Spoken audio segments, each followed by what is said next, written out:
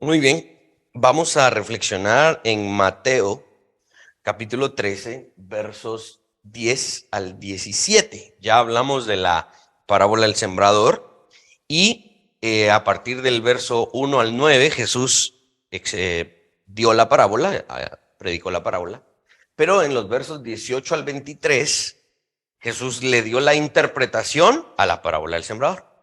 El mismo Jesús dio la interpretación como un modelo para nosotros poder interpretar las demás parábolas.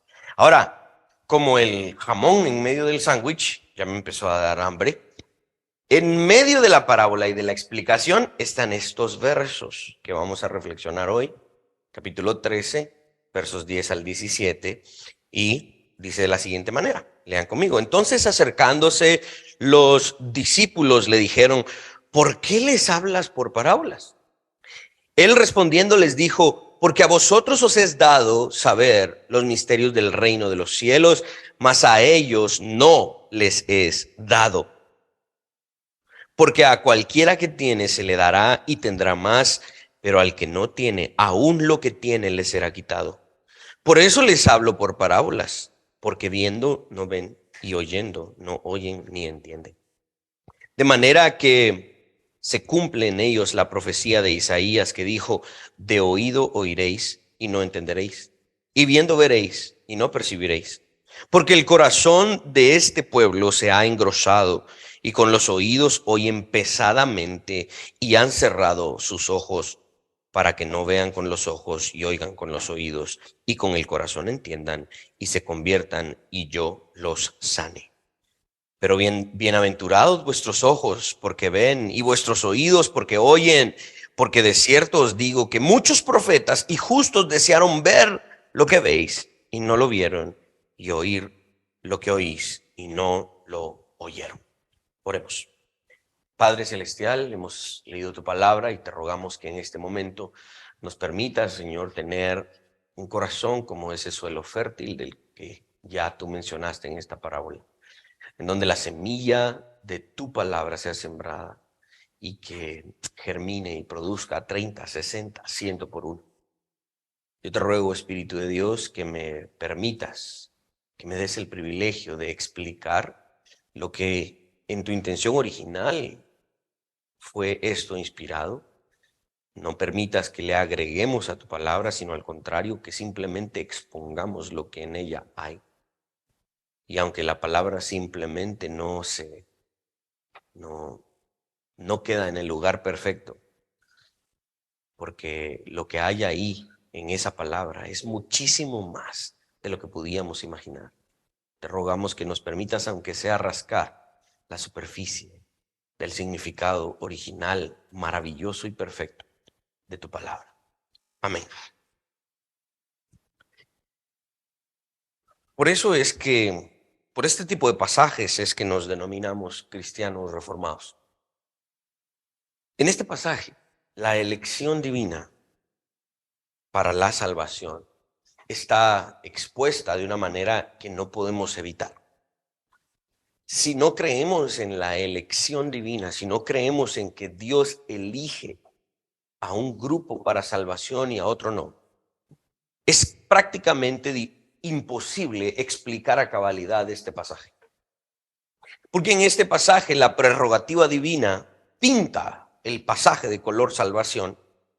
Jesús es claro en decir que Él escoge revelarles a algunos esto y a otros no. Él escoge que unos entiendan los misterios del reino y otros no. Hemos de recordar que Dios permanece sin culpa en este sentido. Entonces Dios es culpable porque aquellos se pierdan. No, la Escritura nunca pone la culpa de la condenación del hombre sobre Dios. Dios permanece sin culpa porque a pesar de que Dios elige y predestina y dice quién puede y quién no puede, finalmente el pecado del hombre también merece castigo. Este pasaje muestra cómo la gracia se extiende a aquellos que tienen el deseo de conocer los misterios del reino, y también nos enseña cómo los pecadores rechazan los misterios del reino de Dios. La salvación y la condenación se encuentran en este pasaje para darnos un pie inicial para poder interpretar este pasaje. Ahora, la buena noticia, como es el Evangelio, bienaventurados nosotros y aquellos que estuvieron con Jesús en ese momento, que entendieron los misterios del reino de los cielos. Este pasaje claramente está expuesto en Isaías, capítulo 6, versos 9 al 10. Ahí Jesús básicamente está citando lo que Isaías ya había dicho. En Marcos, capítulo 4, versos 10 al 12, y en Lucas, capítulo 8, versos 9 al 10. Todos los evangelios sinópticos hablan precisamente de esto. La pregunta que los discípulos hacen es adecuada. Jesús sale y se pone en una barca y empieza a hablarles en parábolas. Y empieza a hablar del tema del sembrador y de la levadura y la semilla de mostaza.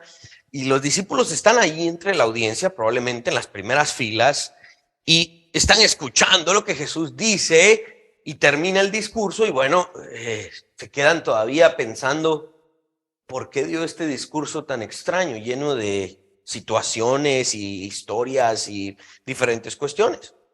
Entonces, cuando ya la audiencia no está, los discípulos se sientan con su maestro. Algunos creen que no eran solo los 12, sino la comitiva de los 70 más o menos que le seguían. Y bueno, ya se fueron las multitudes. Jesús, qué rollo, qué onda. ¿Por qué les hablas en parábolas? ¿Qué es eso?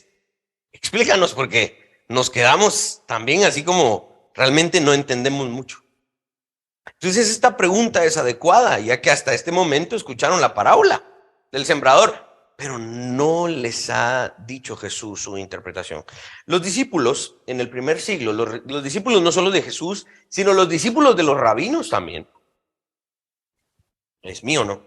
No, es de alguien más. Bueno. Los discípulos de los diferentes maestros normalmente esperaban que las multitudes de las sinagogas y otras actividades se retiraran para quedarse en privado con los rabinos, con sus maestros, y le hacían preguntas acerca de lo que había dicho. Porque en el caso de que una enseñanza pública haya sido no del todo clara, haya sido oscura o vaga, los discípulos cuestionaban a su maestro en secreto para que fuese más claro.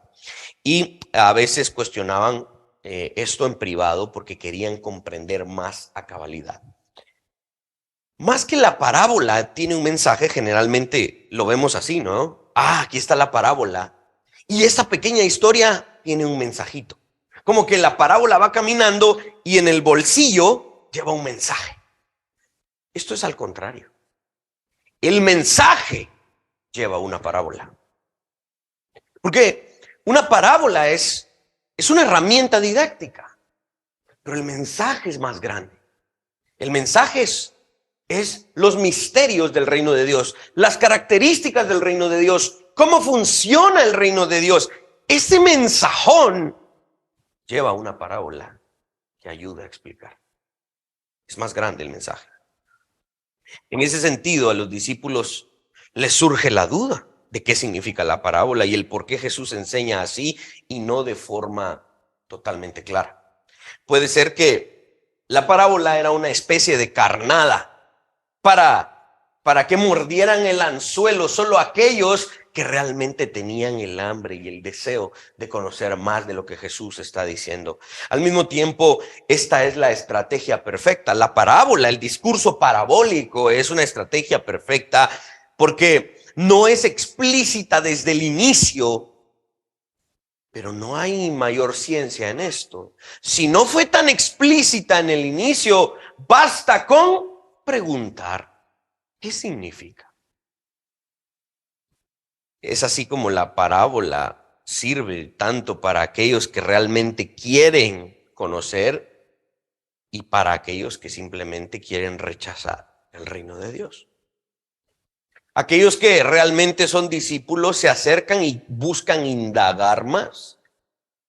Pero aquellos que no lo hacen, no solamente se quedan ignorantes, y aquí quiero ser muy enfático, los que después no se acercaron a Jesús a preguntar cuál era el significado, son culpables. son culpables porque el conocimiento está al alcance. Basta con preguntar, basta con ser humildes y decir, maestro, estuvimos en las multitudes, pero no entendimos. ¿Nos explicas? Eso requiere de un corazón humilde, lo cual los rabinos no estuvieron dispuestos a hacer. Por lo tanto, vean lo magistral de este maestro, que con la misma parábola ataca de manera perfecta a ambos grupos. Aquellos que pescó los termina de agarrar y aquellos que simplemente rechazaron los termina de condenar. Gerald Bikes escribe en su libro La Gloria Revelada y La Gloria No Revelada, ayúdame por favor, dice, en las parábolas Cristo está velando u ocultando intencionalmente su gloria y la gloria de su reino. En otras palabras, en las parábolas Cristo está velando su gloria para ocultarla de algunos, aunque Él está finalmente revelándola a otros. Es la misma parábola, pero ayuda en ambos grupos. Como el divino Hijo de Dios, quien es Él, es su prerrogativa divina ocultar su gloria a algunos y mostrársela a otros. Por extraño que parezca, Cristo en última instancia demostraría ser más glorioso al ocultar primero esa gloria. D.A. Carson escribe en su comentario, ayúdame por favor Luis, la respuesta a la pregunta de los discípulos es dada entonces en términos de elección, como yo les decía en el verso 11, la cual es explicada más adelante en el verso 12. Y el verso 13 recapitula la razón por la cual Jesús habla en parábolas, pero ahora enmarca esa misma razón, no en términos de elección, sino en términos de embotamiento espiritual. ¿Sí? El pecado embota la mente de los pecadores para que no entiendan los misterios del reino. Ahora, en cuanto a los misterios en sus enseñanzas, los rabinos y algunos otros maestros también de esa época tenían algunas enseñanzas secretas que lanzaban de manera oculta a sus audiencias, pero que pensaban que estas cosas secretas solo las iban a entender aquellos que estaban realmente cerca de ellos. Entonces, estas enseñanzas eran reservadas para el grupo más íntimo en privado. Esta no era una práctica solo de Jesús. Muchos rabinos hacían esto también en el primer siglo. Ahora, ¿por qué oculta Jesús el conocimiento de los misterios del reino en estas parábolas? Y yo aquí, Gerald Bikes me ayudó mucho en una ilustración muy bonita. Piensen en cuanto uno recibe un regalo. Ahorita se acerca Navidad, vienen los regalos. Cuando uno recibe un regalo, ¿qué es más emocionante? Un regalo que nos lo dan, mira vos, aquí está tu regalo. Y nos lo dan así, sin envoltorio, hasta con el precio encima, que ni siquiera se ocupó de quitarle el precio de cuando lo compró. Ahí está tu regalo vos, feliz cumpleaños. O es más emocionante cuando nos lo entregan envuelto. Entonces, cuando nos entregan un regalo envuelto, el mismo envoltorio me está pidiendo que lo arranque, que lo abra, porque quiero ver qué es lo que ese envoltorio está escondiendo como un regalo. Las parábolas son ese papel que envuelve la gloria de Cristo. Solo aquellos que tienen realmente el deseo de conocerlo van a romper esa parábola para poder ver lo que trae adentro. Las parábolas en alguna medida son un regalo que viene. Y solo aquellos que ven el envoltorio de manera sencilla, si no tienen una fe verdadera, nunca van a recibir lo que viene allá adentro. Por eso es que es necesario hacer un estudio de las parábolas, hacer una exégesis de las parábolas, que alguien nos abra ese regalo y nos explique qué es lo que hay adentro, porque es un maravilloso regalo. Debemos recordar lo siguiente: tanto los discípulos como los fariseos, los discípulos de Cristo y los fariseos, ambos grupos son pecadores antes de venir a Cristo.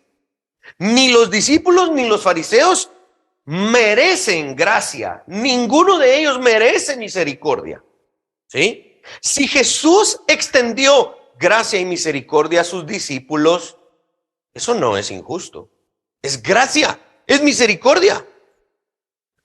Y si a los líderes judíos no les extendió misericordia, no les extendió gracia, eso tampoco es injusto. ¿Por qué? Porque si alguien piensa que Jesús le debía misericordia a los líderes, entonces esa persona no entiende el concepto de la gracia. Porque si Dios está en deuda con alguien, entonces ya no puede ser gracia. Dios está en deuda. Pero la Biblia nos enseña que Dios no le debe gracia ni misericordia a nadie. De otra manera, ya no sería gracia. Jesús dice que a sus discípulos les concedió el conocer los misterios del reino. Esa palabra conceder viene del griego didomi, que significa por propia voluntad dar algo para el beneficio de aquel que lo recibe. Lo otorga, y de hecho el diccionario dice como un regalo. El que nos conceda entender lo que significa estas parábolas es un regalo. Qué triste que mucha gente tome estos entendimientos de las parábolas y diga, ah, sí, qué bonita, va, está bueno, otra cosa. No, este entendimiento que el Señor nos regala de las parábolas y los misterios de su reino es un regalo maravilloso que nunca lo habríamos podido comprar con dinero. Hubiésemos podido pasar la vida entera desgastándonos, sacrificándonos, haciendo todo lo que esté a nuestro alcance para alcanzar los misterios del reino y nunca los hubiésemos alcanzado. Solo los hemos alcanzado porque Dios nos dio este regalo. No tomen esto a la ligera. La palabra misterio, porque esto es lo que Jesús dice, los misterios del reino de Dios. La palabra misterio viene del griego, un griego muy parecido que se pronuncia misterion. Está bueno para una película, ¿va? Misterion. Un secreto, dice. Es un símbolo que contiene un significado secreto. Un secreto para ser revelado. El propósito secreto de Dios en su trato con los hombres. Esto es lo que significa. Especialmente, dice este comentarista, la inclusión de los gentiles, así como de los judíos, en el reino benéfico del Mesías.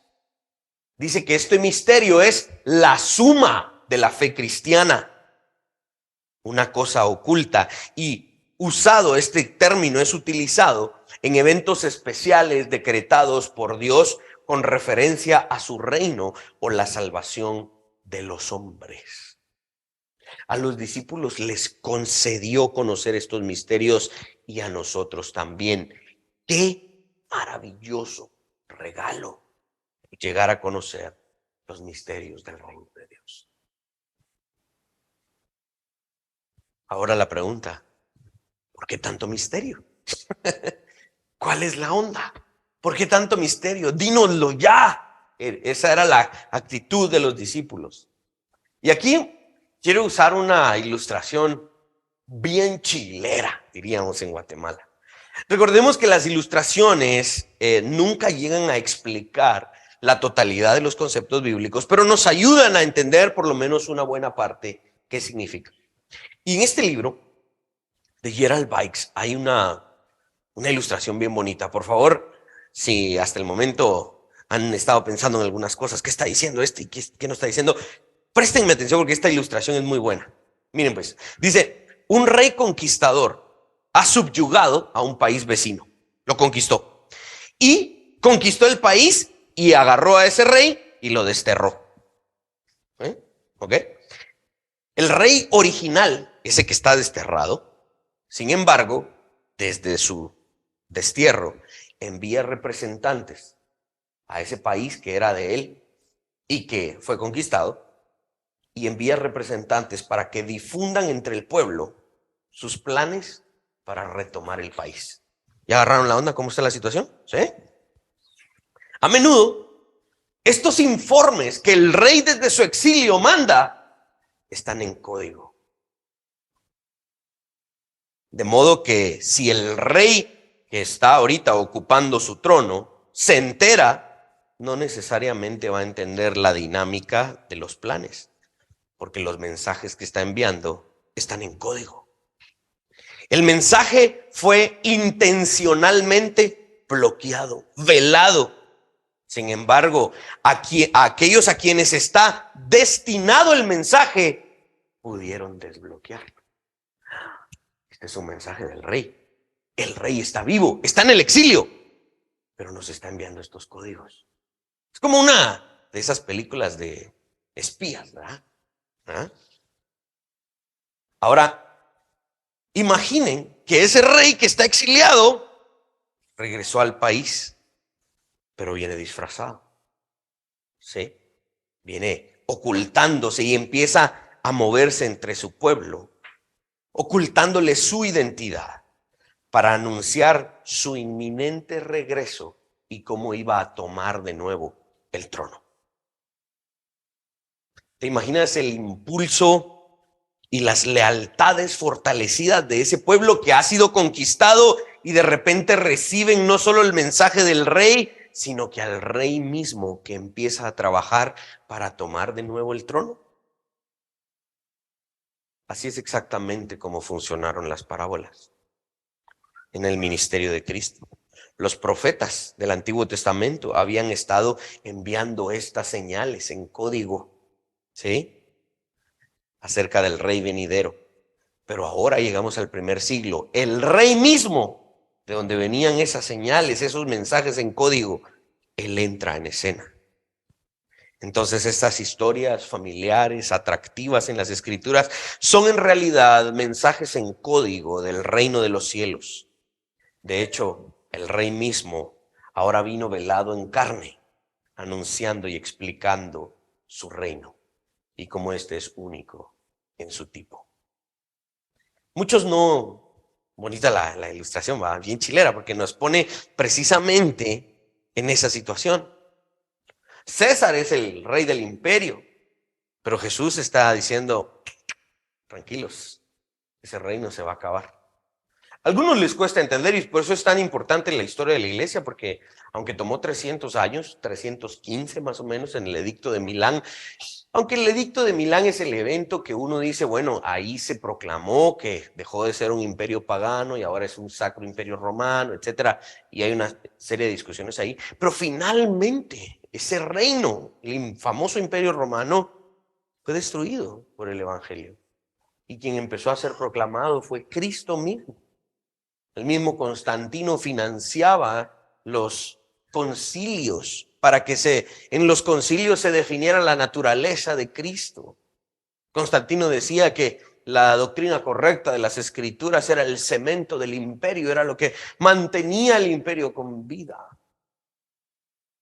El rey finalmente tomó su trono. Muchos no entendieron las parábolas hasta incluso llegaron a despreciarlas. Sin embargo, estas parábolas generaron en los discípulos una esperanza y esa esperanza debe también generarse en nuestros corazones. Jesús dice que, en este pasaje dice, a cualquiera que tiene, ¿sí? Esto es aquel que se le ha extendido misericordia. A cualquiera que tiene se le dará más. Esto es, no solo se te extendió misericordia y gracia y de salvación, sino que ahora que eres salvo y estás en este reino, te voy a enseñar cómo funciona este reino. Se nos da más. Eso es lo que está diciendo aquí.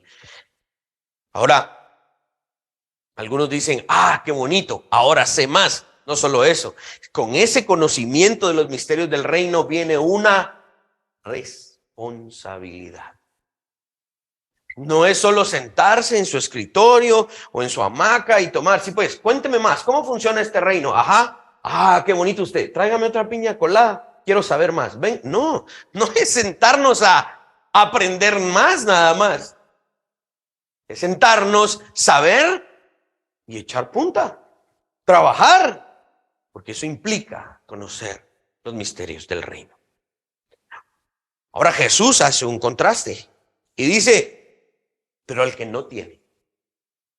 Esto es al que no se le dio misericordia. Y que no solo no se le dio misericordia, no se le dio gracia, sino que su propio pecado le condena, ese, aún lo que tiene, le será quitado. Lucas lo pone de una mejor manera porque dice, el Evangelio de Lucas dice, a aquel que no tiene, incluso lo que cree tener, le será quitado.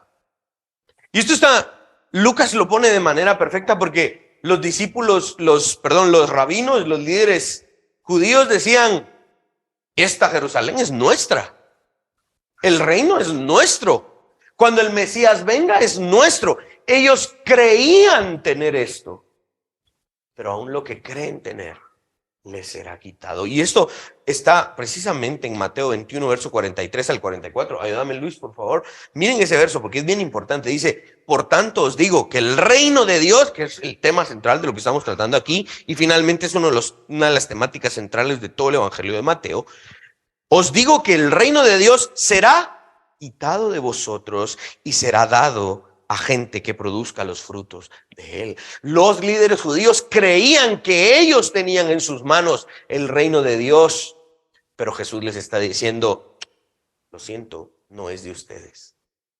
Y se lo dio a una nación que sí produzca los frutos del reino. Adivinen qué nación es esa, la iglesia. De hecho, Mateo 21, inmediatamente los versos que siguen después de estos que estamos leyendo, los mismos líderes judíos dijeron y se dieron cuenta que hablaba de ellos. Ahora, Jesús pasa a terminar de sellar la respuesta que le está dando a la pregunta de sus discípulos y lo hace citando la profecía de Isaías capítulo 6, versos 9 y 10. Y vamos a analizarla en una versión diferente porque la traducción de la Nueva Biblia de las Américas me gusta mucho cómo nos lo pinta y nos lo pone porque nos ayuda a entender mejor. Ayúdame, Luis, ahí lo puse en la presentación. Dice, al oír ustedes oirán, pero no entenderán. Y viendo verán, pero no percibirán. Ok, esto es lo que llamamos una ironía. Porque los oídos de estas personas funcionan. Jesús se pudo haber parado a la par de los rabinos y gritarles en el oído, rabino, escúchame. Y el rabino dice, ¿qué tanto grita este? Porque los oídos le funcionaban, pero no entendían lo que escuchaban. Sus ojos veían, pero no podían percibir el significado de lo que veían. Los ojos y los oídos de esta gente realmente no llegaban a no llegaban a hilvanar lo que esto significaba. No podían armonizar esto, no le encontraban sentido. Ahora, quiero recalcar algo que recalco varias veces en muchas prédicas. Número uno, quiero recalcar que esta no es una acusación intelectual. Jesús aquí no está señalando algún tipo de carencia mental o inhabilidad física cerebral. Jesús no está insultando a los fariseos y a los rabinos diciéndoles, es que ustedes son retrasados. No, eso no es lo que Jesús está diciendo, no. La acusación que Jesús está haciendo aquí es una acusación moral. Su inmoralidad no les permite percibir, entender lo que oyen y lo que ven. Es una carencia moral, no es una falta de intelecto. ¿Por qué? ¿Acaso estos líderes no son igual de humanos que los discípulos? Claro que lo son, pero la diferencia en este asunto radica no en el ámbito físico, no en lo étnico, ni en las credenciales de sus diferentes estudios académicos. No, este no es el punto. Jesús sigue explicando, ayúdame Luis, la siguiente diapositiva dice, porque el corazón de este pueblo se ha vuelto insensible. Esto es lo que la Reina Valera traduce como el corazón de este pueblo se ha engrosado. Esta palabra viene del griego pachinó, que significa insensible, obtuso de la mente, es moralmente incapaz de recibir armonizar y entender esto. Esa insensibilidad del corazón no es más que el producto del pecado. Y es por eso que muchos de nosotros sostenemos que el razonamiento humano está sometido al poder del pecado. El razonamiento del ser humano se ve afectado no por una causa física, sino por una semilla moral. Cuando el pecado, y ven la importancia de lo que estamos haciendo los días viernes hablando de amartiología y del pecado, el pecado afecta el todo de la vida humana, desde nuestros cuerpos, hasta nuestro intelecto, hasta nuestro ambiente, nuestras decisiones. Por eso es que los rabinos y los líderes judíos no lograban percibir esto, no podían explicar esto y no lo abrazaban. No porque eran intelectualmente inferiores, es porque eran inmorales. Jesús sigue citando la profecía, la cual sigue explicando este asunto. Dice la siguiente diapositiva: y con dificultad oyen con sus oídos y han cerrado sus ojos. El pecado les ha hecho muy difícil, al punto de imposible, para escuchar las cosas pertinentes al reino de Dios. ¿Cuál es el resultado? ¿Por qué no, cuando no escuchan, no oyen, no perciben? ¿En qué termina esto? Jesús sigue citando a Isaías y dice: de otro modo, verían con los ojos y oirían con los oídos y entenderían con el corazón y se convertirían y yo los sanaría. Pero no. La respuesta es la condenación eterna, porque no estuvieron dispuestos a recibir los misterios del reino de Dios. Si no es por la gracia del Salvador, el hombre no puede abrir sus ojos ni sus oídos espirituales para entender con el corazón y convertirse.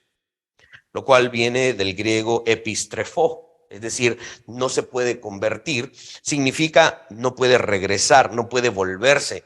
Y esto es bien interesante, no puede regresar moralmente. Y esta última palabra me gusta mucho: no se puede reformar. La gracia de Dios, nosotros hemos sido reformados. Por último, Jesús dice: no los sanaré, lo cual viene del griego aiomai, que significa liberar de errores y pecados para lograr salvación. No lo hace porque son pecadores que le rechazan. Estos hombres de los cuales Isaías profetizó y con quienes Jesús está lidiando son estos pecadores que se rehúsan en la esclavitud de su pecado a escuchar lo que las parábolas significan y por lo tanto no obtienen el entendimiento de los misterios del reino de Dios.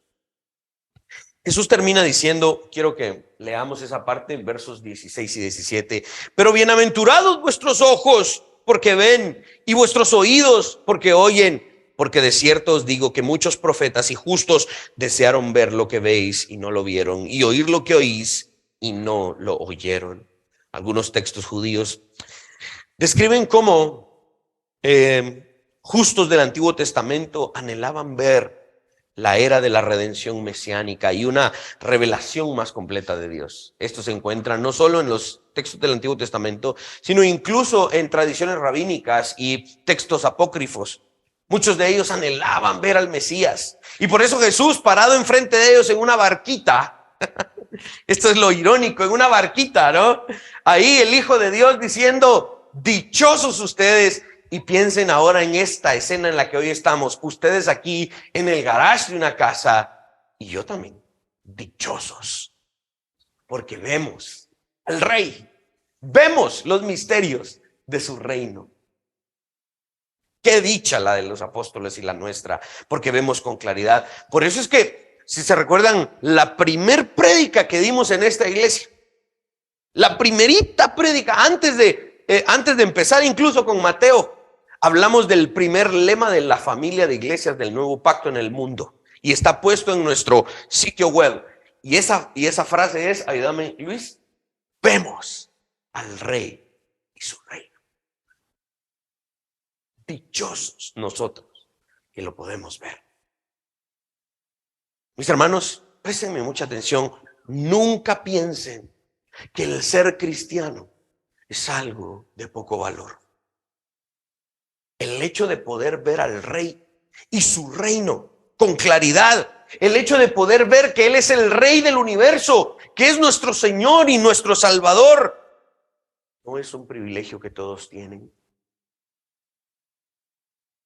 Este no es un privilegio que todos tienen. Este no es chinchilete, yo machete, como jugábamos antes. No sé si todavía los jóvenes se acuerdan de eso. Esto no es para cualquiera. Es un privilegio para aquellos, dice Juan, a los que les dio la potestad de ser llamados hijos de Dios. Si tú eres cristiano, no tomes esto como algo, sí hombre, yo soy cristiano y ¿qué otra? Y voy a ver qué hago. No, esto es un privilegio. Dichoso, dichosa, que puedes ver al Rey y su reino. Qué excelente noticia que tus ojos y tus oídos funcionan bien, y no solamente físicamente, sino que te permiten que tu corazón entienda quién es el Rey y cuál es su reino. Carson escribe algo muy importante de recordar, y quiero terminar el significado original con esta frase. Dice: entonces las parábolas habladas a las multitudes no son solo para transmitir información o enmascararla, sino para retar a los oyentes. La parábola de los suelos o del sembrador no solo dice que el reino avanza lentamente y con variedad de respuestas a la proclamación del reino, sino que implícitamente reta a los oyentes para que se pregunten, para que se reten a sí mismos. Son cosas importantes en cuanto al significado original. Quiero culminar con 3 aplicaciones rápidamente. Número 1. Ayúdame, Luis. El interés genuino por el reino de Dios.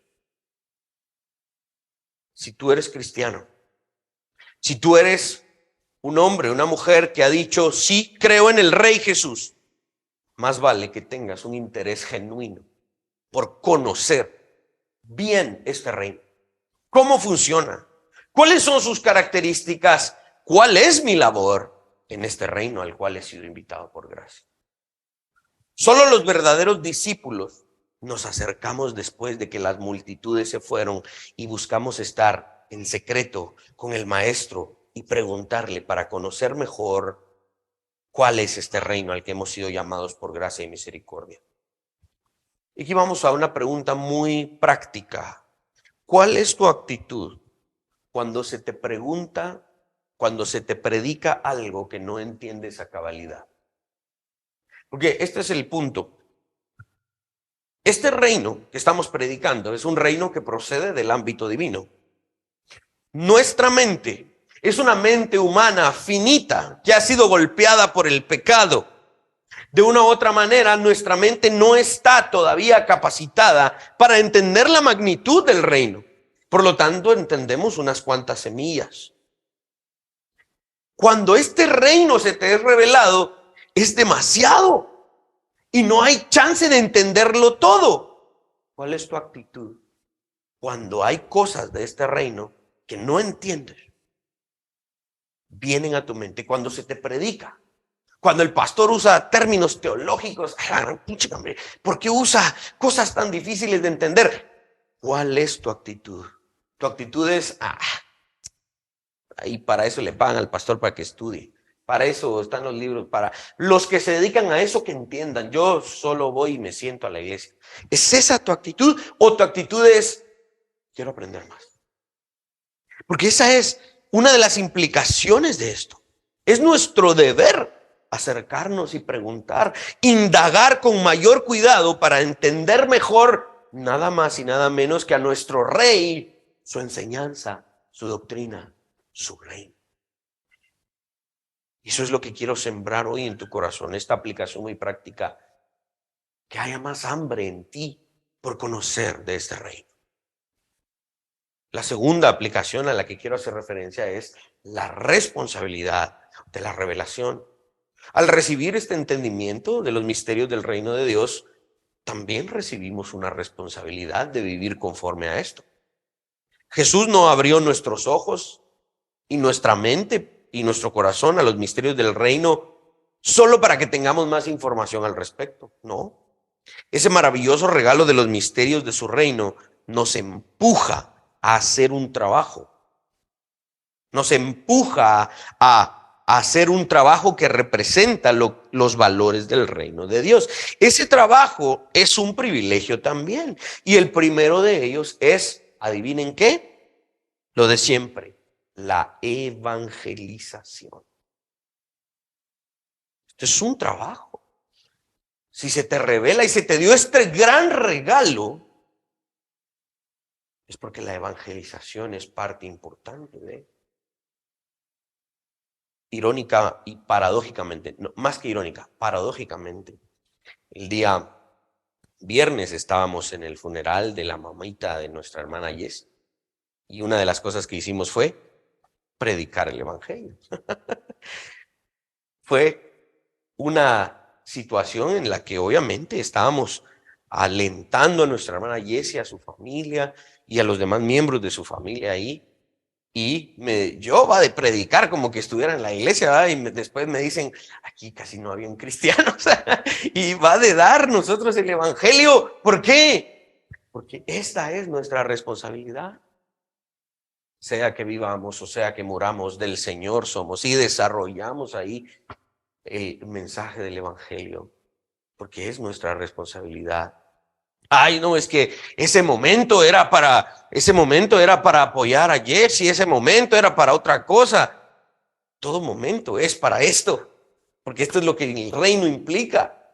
Y me fascinó ver precisamente a la familia de Jesse, a su esposo, a sus hijas, asintiendo y diciendo, esto es lo que debemos hacer, incluso en un funeral. Amén. Consecuentemente, esto es llevar el gobierno de Dios a toda área de la vida en la que nosotros estamos involucrados. No solo el evangelizar, sino después del evangelizar, una vez evangelizado, cómo se debe vivir. Esta es la implicación del reino. Al hacer esto, hemos de ser humildes, hábiles y valientes, porque estamos representando a nuestro rey. La última aplicación es la bienaventuranza. Miren, dijimos y lo creemos, somos dichosos. Somos dichosos porque vemos al rey y vemos su reino. Ahora, esta bienaventuranza debe generar en ti un corazón y una sonrisa y alegría. Por ejemplo, ayer que ganó Argentina, yo estaba feliz, ¿verdad? Ganó Argentina, qué buena onda, ¿verdad? Estábamos en un lugar, fuimos a tocar a una boda, ¿verdad? Estábamos tocando jazz, apenas podíamos mover los dedos porque estaba frío eso, ¿verdad? Y nos tocaba recoger cosas y llevarlas al carro, felices porque, ¿verdad? Nos sentíamos dichosos. Imagínense esto. El rey se ha extendido a nosotros en gracia y misericordia. Esa cara de felicidad y de dicha hay que ponérsela a la vida en todo. En todo. Cualquier situación en la que te enfrentes, de corte económico, conyugal, de trabajo, de relaciones interpersonales, de estudios, cualquier cosa difícil que te venga a la vida. Esto es lo que este pasaje nos enseña. Eres dichoso, eres dichosa, eres bienaventurado. Más vale que esa actitud la pongas a la vida en cualquier momento. Eso no significa que cuando la enfermedad, la muerte, algo llega a nuestra vida, no significa que no vamos a llorar, no significa que no vamos a ponernos tristes en algún momento. El punto es que esta bienaventuranza nos alcanza incluso en los momentos más difíciles de la vida.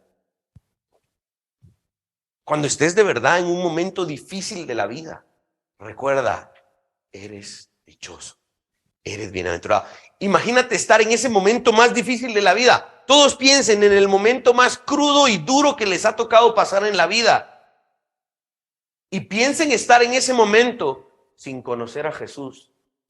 Eso sí es duro.